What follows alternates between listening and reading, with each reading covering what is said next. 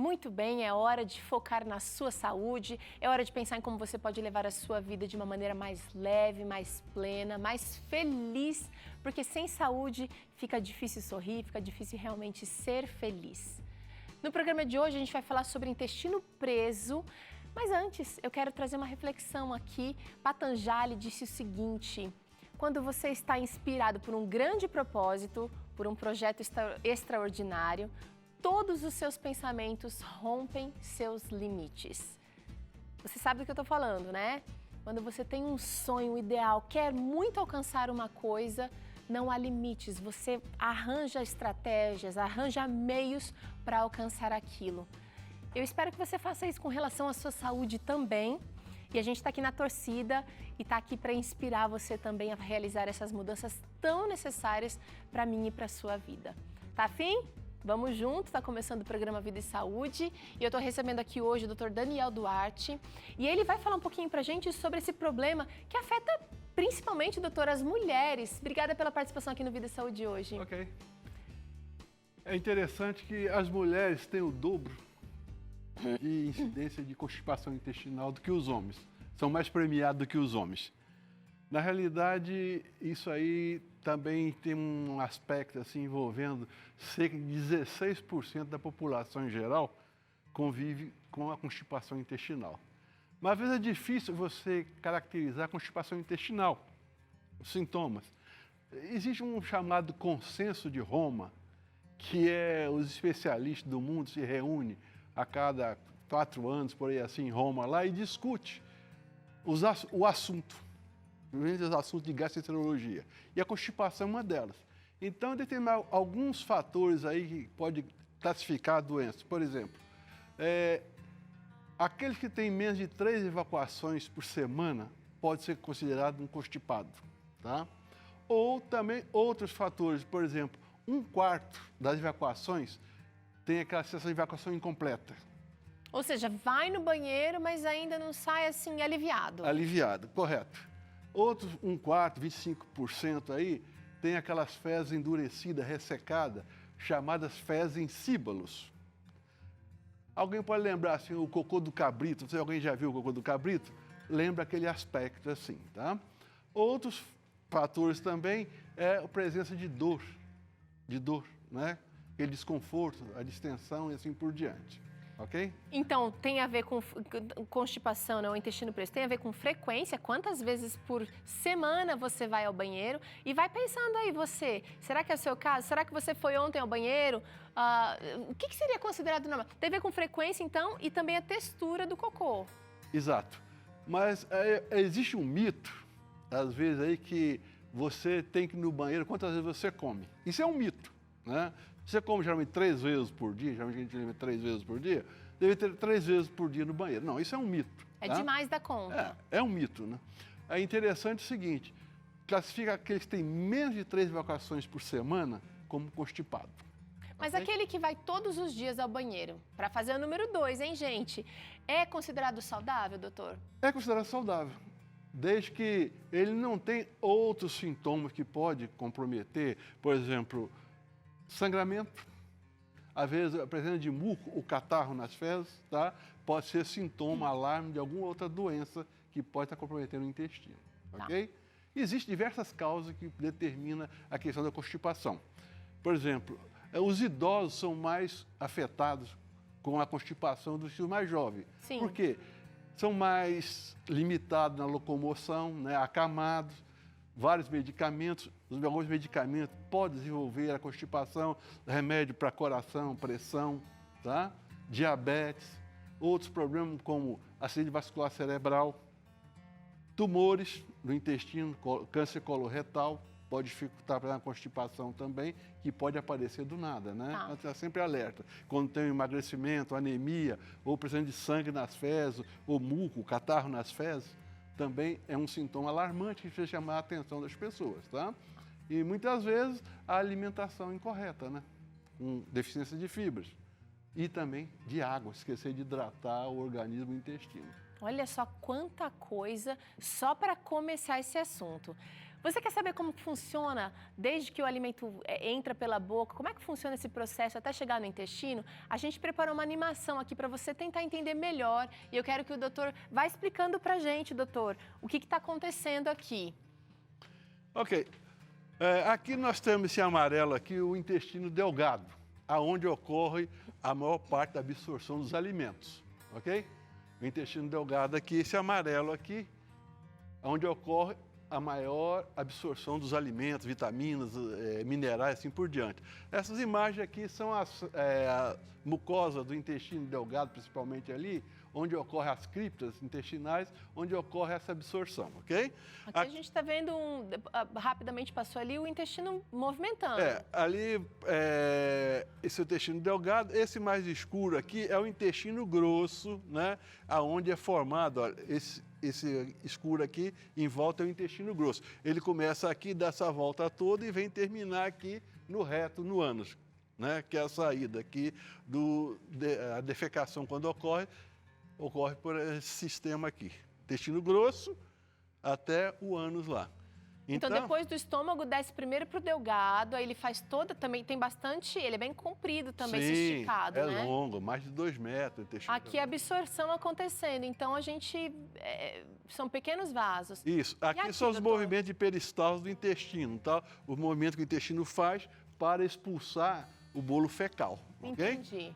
Corre aí. Às vezes, esses movimentos estão comprometidos por doenças, tipo diabetes, né? Doenças neurológicas. No caso dos idosos acamados, que fazem pouca atividade física, né? Exato. Então, diabetes, né? O que sofre doença de Parkinson, compromete a inervação do intestino, leva a essa constipação também, né? O trauma raquimedular é outro acidente que pode acontecer nos acidentes, traumatizar a coluna, lá a medula, e ficar com paralisia da cintura para baixo, depende da altura, né, do trauma, e leva lá uma dificuldade do intestino se contrair e mobilizar. Uma questão muito interessante, muito importante, quem sabe, nessa coisa do intestino preso, seria o autoconhecimento, né, doutor? Saber o que é normal, por exemplo, uma pessoa que vai ao banheiro e não se sente aliviada, então ela vai ter outras complicações. Quais são as queixas mais comuns de outros sintomas desse intestino preso, doutor? A distensão abdominal, né? Então a barriga fica grande, cresce, os gases, sabe? Aquele mal-estar, às vezes dor, tá? Dor de cabeça? Pode acontecer também, só que é o seguinte, tem uma entidade nosocomial chamada síndrome do intestino irritável, SII. Essa síndrome do intestino irritável confunde com a constipação intestinal.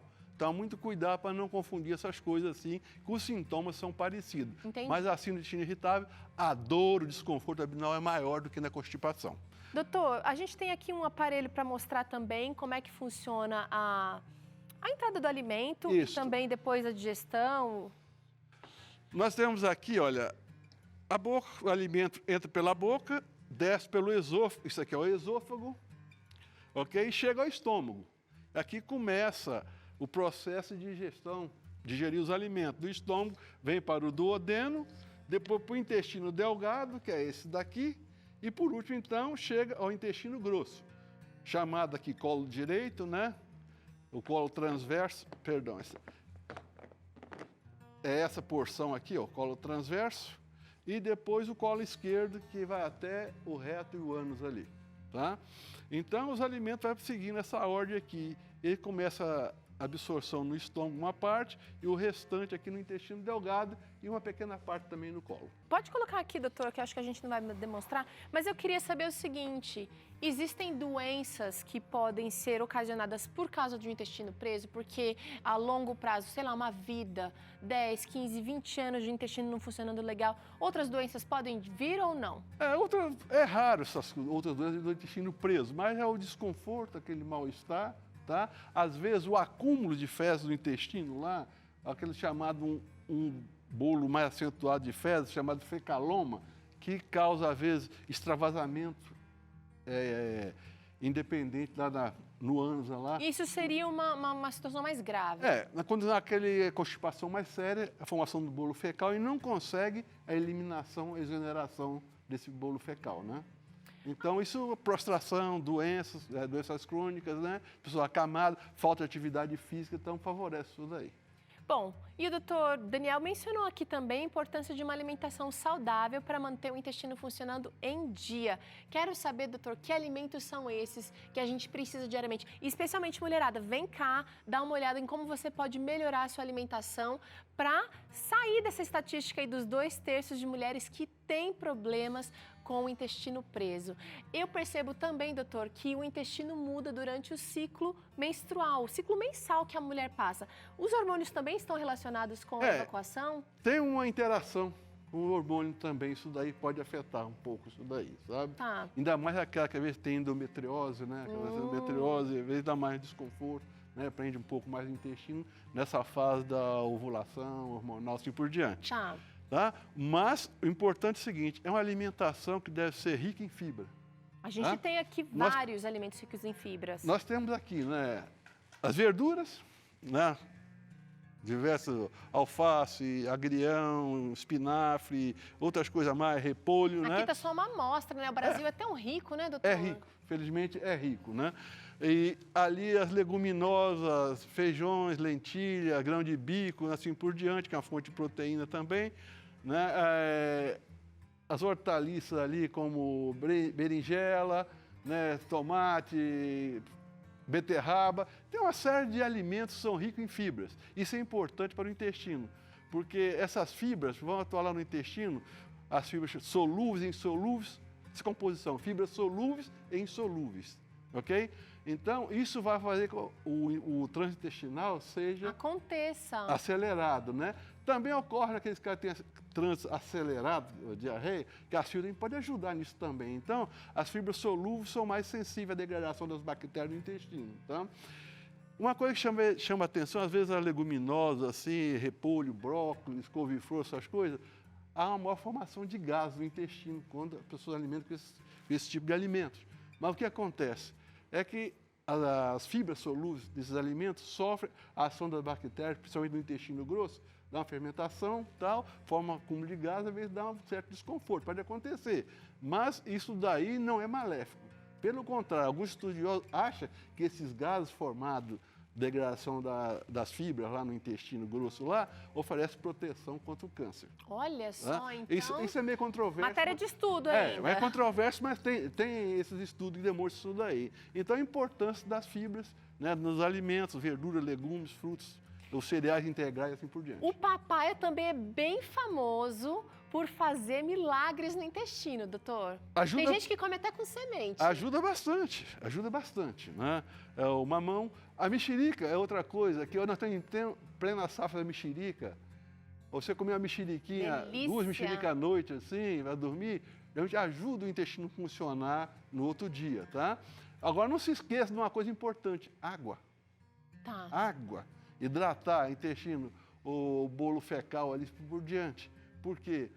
Há necessidade disso daí, para favorecer ainda mais a digestão e assim por diante. Não na hora da refeição. Mas, a água, então, a gente até falou sobre isso aqui no programa Vida e Saúde esses dias, viu, doutor? Exato. Mas 2 horas depois da refeição, tomar água à vontade. Tá? Beleza, maravilha. Bom, você viu que a mesa está aqui só uma amostrinha do que você pode e deve fazer uso para fazer o intestino funcionar. No próximo bloco, a gente vai falar um pouco sobre os alimentos que você tem que, tirar da sua mesa. Então, tem muita coisa para acontecer aqui hoje. Doutora, eu quero saber o seguinte, e quando a gente acha que precisa de um empurrãozinho a mais, além da alimentação, e vai na farmácia e compra o famoso laxante, ou purgante, ou seja lá, o supositório. Queria que o senhor falasse um pouquinho desses outros recursos para fazer o intestino funcionar. Primeira coisa é tentar com medidas dietéticas, né? Mudança de estilo de vida, assim por diante, tá? Nós já falamos da água, que é importante. A mobilização, se movimentar, é importante isso daí, se estimula, né? Os movimentos do intestino. Tá? Os horários para haver a defecação, fazer a defecação e a evacuação, tem que estabelecer um horário de rotina, isso é importante, tá? E não chegar no banheiro lá, sentar lá, pegar uma revista, um jornal, ou pegar o WhatsApp lá, ficar lá no smartphone, no Zap lá, isso atrapalha. Tem que se concentrar, usar a musculatura abdominal e pélvica, isso é importante. ajudar na expulsão do bolo fecal. Fazendo massagem. Às vezes você pode fazer, até fazer uma massagenzinha, mas usar essa musculatura de maneira adequada, tá? Porque existem fatores que podem levar à constipação, além dos tumores, já citamos ali, uma disenergia da musculatura pélvica ali, controla os esfíncter anal, essa coisa toda. Existe um paradoxo, às vezes vem o estímulo para evacuar, mas a pessoa, por um motivo qualquer lá, ela não consegue relaxar o esfíncter. Então, Às vezes está ocupado, às vezes está num momento que não pode usar o banheiro. Então, quando vem aquela vontade de fazer cocô, de fazer número 2, eu uso sempre assim com a criança. número 2, Quando vem aquela vontade de usar o banheiro, você precisa respeitar o seu corpo. Procure um banheiro. E às vezes a gente considera todas as outras coisas mais importantes do que a nossa saúde, né, doutor? correto. Mas para reeducar o intestino apto de ir no banheiro, tá? Às vezes vai ter uma intercorrência aí durante o dia, você vai ter que ir num banheiro que não é da sua casa. Às vezes também inibe o ato Atrapalha. defecatório, sabe? Inibe. Então, preferência em casa, antes de sair para o trabalho e tal, ou quando voltar à noite, procurar Estabelecer esse hábito, essa rotina, né? Doutor, Importante. eu queria saber o papel da atividade física nessa... e a gente nem mencionou aqui, gente, que o intestino é considerado o segundo cérebro. Produz... Por isso até que o doutor falou aqui, que quem não vai no banheiro fica às vezes indisposto, vai render menos no trabalho, vai ficar irritado, porque o intestino realmente ele tem um papel importante na questão emocional, inclusive, né, doutor? Sim, porque as terminações nervosas, né, com o cérebro estão interrelacionadas, isso daí, interligados, isso daí, né? Não só o intestino, mas o estômago também, tudo isso daí, essa inter-relação. Certo. É importante, então, haver esse bom funcionamento, exoneração do intestino, né? É importante isso daí. Uma caminhada, uma atividade física. Tudo isso aí, caminhada, atividade física, lá para academia, fazer atividade física, aeróbica, essas coisas todas, a caminhada é importante, tá? Para estimular isso daí, né? Mesmo aqueles que às vezes estão limitações em casa, mesmo caminhar em casa, dentro de casa, lá já ajuda também, tá? Okay? E quando a gente recorre à farmácia, tem algum problema? Olha, não é o ideal. O ideal é aquilo que eu falei ali, no início tentar com essas medidas, né, educacionais aí de alimentação, atividade física, tá? Água. Quando isso não acontece, não resolve, aí tem diversos tipos de laxantes, tá? Procurar aqueles que são menos prejudiciais. Nos idosos, como é mais comprometido, usa muito os laxantes osmóticos, ou os açúcares, ali tipo a lactulose, o lactilol, a própria manitol, o próprio manitol, né? Mas não é indicado, é muito indicado quando você faz preparo de colo, para fazer exame colonoscópico. Sim. Tá? Então, a lactulose ali é um bom laxante, tem demonstrado um bom resultado. Mas tem laxantes que acabam agredindo também, não Tem, que pode causar cólica, tipo sene, que é natural, o pessoal acha que é natural, sene, cáscara sagrada, causa dor, cólica e pode desenvolver ao longo do tempo. Sábado mesmo, uma irmã me procurou na igreja que ela tem uma chamada melanose colônica. Isso é devido ao uso crônico de laxante. Tá? Não é uma coisa assim grave, mas é um achado que aparece com o uso crônico de laxantes. Ou seja, a vida inteira acabou utilizando laxante e aí depois acabou arranjando um outro problema, Exato, né, doutor? Isso. Tá? Doutor, seu último conselho para que a gente tenha saúde intestinal? Alimentação saudável. Água, frutas, verduras, legumes, tá? Atividade física, tá? Pensamento positivo. Tá certo. Okay? Obrigada pela participação aqui, doutor, mais uma vez. E olha só, a berinjela está aqui na nossa mesa como um ingrediente que pode ajudar você que tem intestino preso. Só que ela tem outras vantagens para a nossa saúde. Agora você vai acompanhar o que é berinjela no quadro Raio-X.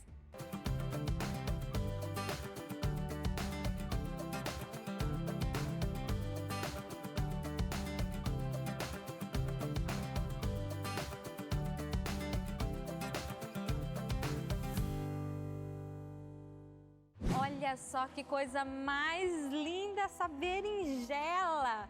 E por isso é o tema do nosso Raio-X de hoje.